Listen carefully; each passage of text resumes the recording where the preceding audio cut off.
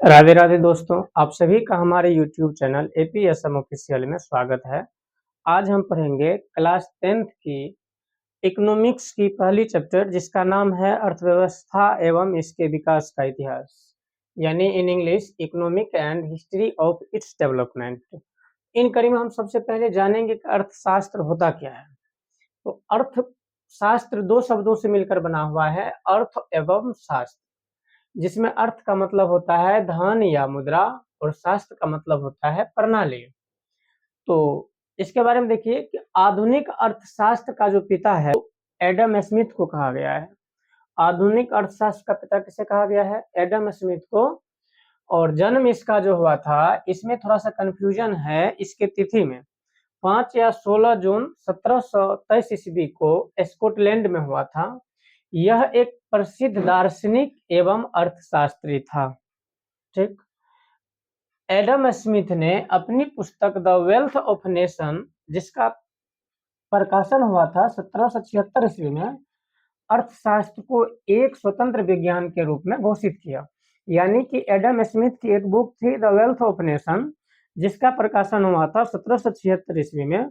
उन्होंने इस बुक में अर्थशास्त्र को एक स्वतंत्र विज्ञान के रूप में घोषित किया था। अर्थशास्त्र या अर्थव्यवस्था क्या होता है? हमारी वे सभी क्रियाएं जिनसे हमें आय प्राप्त होती है, आर्थिक क्रियाएं अर्थव्यवस्था कहलाती है। अब कर अलग अलग अर्थशास्त्रियों के द्वारा अर्थव्यवस्था की परिभाषा। तो पहले है ऑर्थर लेविस के अनुसार, अकॉर्डिंग टू ऑर्थर लेविस।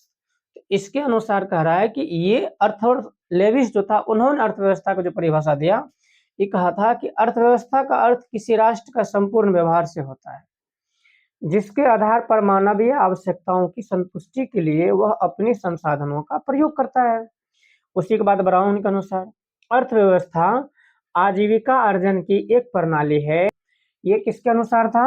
ये था ब्राउन के अनुसार। इसकी एक और डेफिनेशन थी जो कहा था कि अर्थव्यवस्था आर्थिक क्रियाओं का एक ऐसा संगठन है जिसके अंतर्गत लोग कार्य करके अपनी आजीविका चलाते हैं। अर्थव्यवस्था समाज की सभी क्रियाओं का योग है।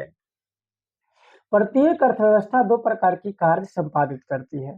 पहला कार्य क्या है? लोगों की आवश्यकताओं की संतुष्टि के लिए विभिन्न प्रकार की वस्तुओं एवं सेवाओं का उत्पादन करती है। यानी जो अर्थव्यवस्था है वो दो प्रकार के कार्य को क्या करती है? संपादित करती है। जिसमें पहला क्या है कि लोग की जो आवश्यकता है उसकी संतुष्टि के लिए जितने भी प्रकार की वस्तु एवं सेवाओं का जरूरत होता है, ये उसका उत्पादन करती है। दूसरा है लोगों को रोजगार का अवसर प्रदान करती है। यानी इसके द्वारा लोग को क्या मिलता है? रोजगार मिलता है, जिससे वो अपनी आजीविका चलाते हैं। भारतीय अर्थव्यवस्था की संरचना या ढांचा, भारतीय अर्थव्यवस्था की संरचना या ढांचा, यानी इसको इंग्लिश में कह सकते हैं स्ट्रक्चर ऑफ इंडियन इकोनॉमी। ठीक। तो जो अर्थव्यवस्था की संरचना या ढांचा का मतलब है वो विभिन्न उत्पादन क्षेत्रों में इसके विभाजन से है। अर्थव्यवस्था या की संरचना या ढांचा को 3 भागों में बांटा गया है। तो पहला जो है प्राथमिक क्षेत्र कहते हैं, जिसको इंग्लिश में प्राइमरी सेक्टर कहते हैं। द्वितीयक क्षेत्र सेकेंडरी सेक्टर एवं तृतीयक क्षेत्र टर्सरी सेक्टर। इसके आगे हम नेक्स्ट वीडियो में देखेंगे